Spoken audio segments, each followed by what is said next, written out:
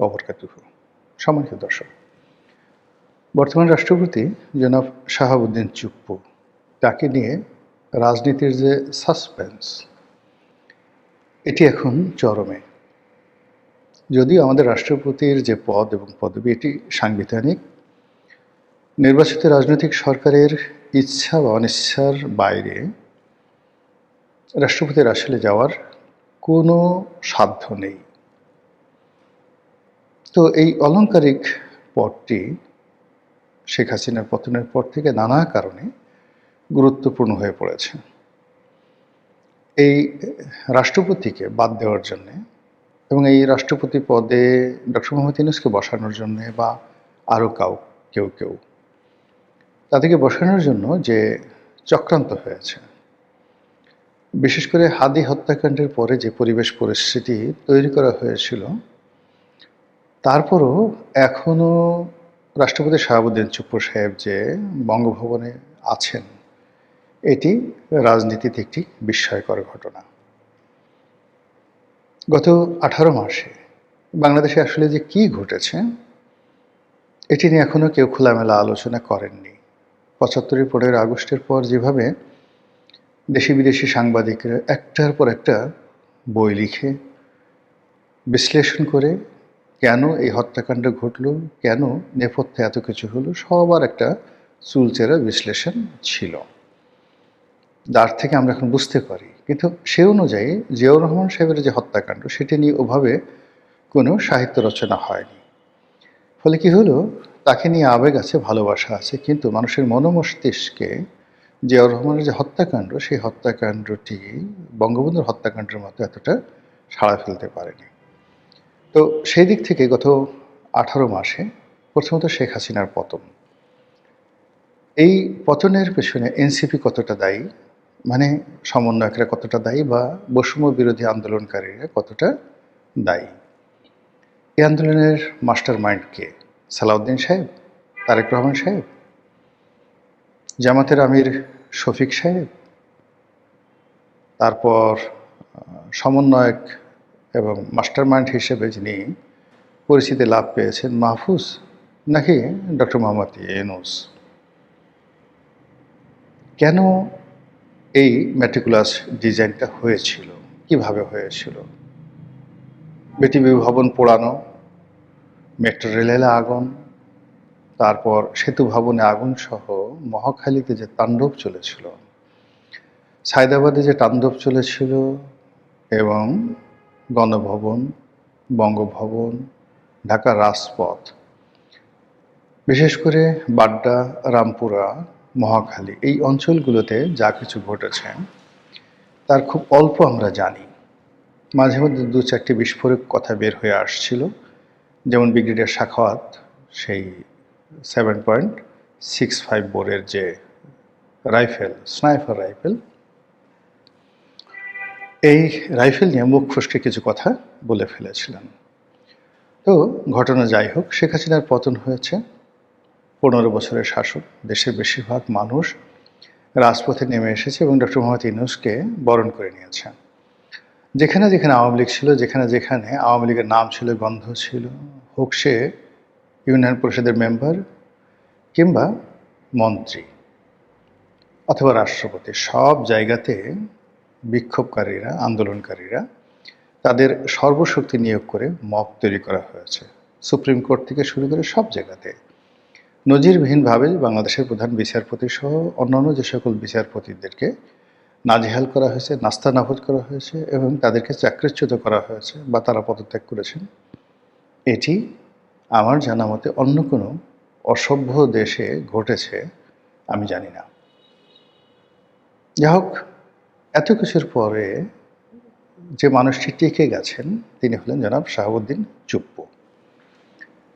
তাকে গত 18 মাসে বঙ্গভবন থেকে বের করার জন্যে, তাড়ানোর জন্যে, মেরে ফেলার জন্যে, পদচ্যুত করার জন্য, আরও অনেক কিছু, মানে যা ভাষায় বর্ণনা করা যাবে না, সর্বোচ্চ চেষ্টা হয়েছে। কিন্তু এখানে বিএনপি রাজনীতির যাকে বলা হয় কৌশল, সেনাবাহিনীর কৌশল, আমলাতন্ত্রের কৌশল, এবং যারা সেই ডক্টর মোহাম্মদ ইউনূসের কিচেন ক্যাবিনেটের সদস্য ছিলেন, তাদের মধ্যে মতদ্বৈততার কারণে আজকের দিনটি পর্যন্ত জনাব শাহাবুদ্দিন চুপ্পু সাহেব তিনি টিকে আছেন।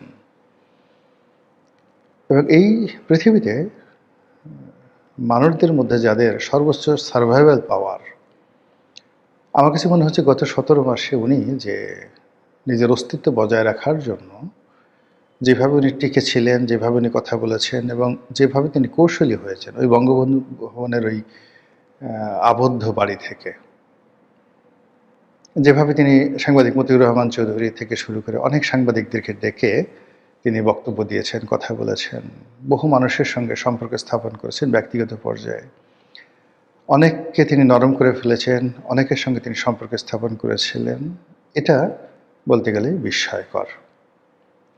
তো সেই শাহাবুদ্দিন চুপ্পু তিনি বিএনপি ক্ষমতায় আসার আগে নিজেই বললেন যে রাজনৈতিক সরকার আসলে তিনি চলে যাবেন, স্বেচ্ছায় পদত্যাগ করে চলে যাবেন। ঢাকা বিশ্ববিদ্যালয়ের ভিসি সাহেব তিনিও চলে গেছেন, আর অনেকে চলে গেছেন। দুর্নীতি দমন কমিশনের চেয়ারম্যান তিনিও চলে গেছেন। চুপ্পু সাহেব তিনি চলে যাবেন বা তাকে বলা হবে আপনি চলে যান, অথবা তিনি পদত্যাগ করবেন অথবা তাকে বাধ্য করা হবে। এটাই যখন 99.99% সম্ভাবনা ছিল নতুন সরকারের শপথ গ্রহণের আগ পর্যন্ত। কিন্তু শপথ গ্রহণ করার পরে এখন 99.99% সম্ভাবনা দেখা দিয়েছে জনাব শাহাবুদ্দিন চুপ্পু ক্ষমতায় থেকে যাবেন বা তিনি মেয়াদ পূর্ণ করবেন, এরকম একটি কথা। কেন? এটা নিয়ে হলো আজকের এই আলোচনা। আলোচনার গভীরতা বোঝার জন্য আপনাদেরকে 3-4টি বিষয় বলি। প্রথমত হলো যে জনাব শাহাবুদ্দিন চুপ্পু পার্লামেন্টে যে বক্তব্য দিলেন, এটাকে আপনি ফার্স্ট কগনিজেন্সে নেন। তাকে রাখা হয়েছে, পার্লামেন্টে নেওয়া হয়েছে মূলত জামাত এবং এনসিপি তাদেরকে উত্তেজিত করার জন্য। তারা সংসদ বর্জন করুক, সংসদ থেকে বের হয়ে যাক, পার্লামেন্ট জমিয়ে তুলুক বা পাগলের মতো তারা খামচি করুক, এইরকম একটা দৃশ্য। অথবা তারা বসে বসে নিজেরা যাদের সমালোচনা করেছে, সেই আওয়ামী লীগ কিংবা যাকে বঙ্গভবন থেকে বের করার জন্য সর্বশক্তি নিয়োগ করা হয়েছে সেই চুপ্পু, তো তাকে রাষ্ট্রপতির ভাষণের সময় দেখবেন, এটা জামাত এবং বিএনপির জন্য যে অবমাননাকর, যে মানে যাকে বলা অস্বস্তিকর, এটা বিএনপির লোকজন চেয়েছে। এটা হলো এক।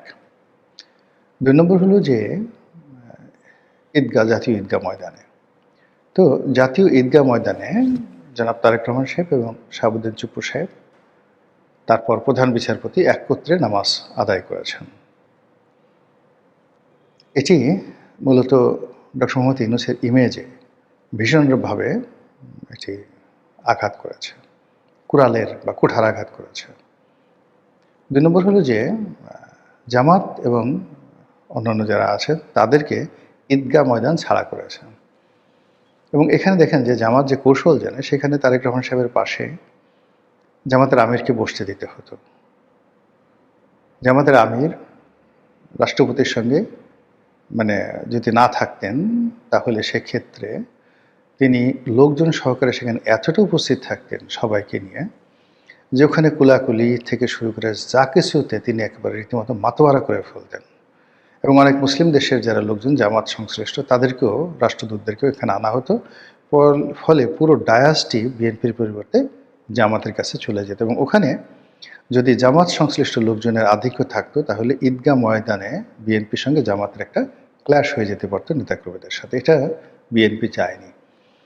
আর না চাওয়ার জন্য সহজ একটা বিষয় হলো রাষ্ট্রপতিকে সম্মান করে সেখানে নিয়ে আসা। 100% সফল। তারপর দেখা গেল ঈদের দিন, এই গত বছর যেটা হয়নি বা তার আগের বছর যেটা হয়নি, সেটা হলো এই ঈদে রাষ্ট্রপতির দরবারকে জমজমাট করার জন্য তারেক রহমান সাহেবের চেষ্টার ত্রুটি ছিল না। এখানে রাষ্ট্রপতির অনেক ভূমিকা ছিল। তিনি অনুষ্ঠানটিকে বর্ণাঢ্য করার জন্যে তিনি সর্বোচ্চ চেষ্টা করেছেন। তারপর এমনকি তার যে অনুষ্ঠানের দ্যুতি, ব্যাপ্তি, ডিসিপ্লিন সব কিছু তারেক রহমান সাহেবের যে অনুষ্ঠান যমুনাতে হয়েছে তার চাইতে অনেক অনেক বেশি হয়েছে। এর কারণ হলো ওখানে রাষ্ট্রীয় প্রোটোকলটা, গণভবনে রাষ্ট্রীয় প্রোটোকলটা একেবারে কাজ করেনি। মানে যে যার মতো গিয়েছেন, তারপর নেতাকর্মীদের ঢল, যেখানে ১.৫ ঘন্টা লাগছে ডক্টর মোহাম্মদ ইউনূসকে তার সঙ্গে দেখা করতে গিয়ে। ফলে ওখানের যে সৌন্দর্যটা ওটি হয়নি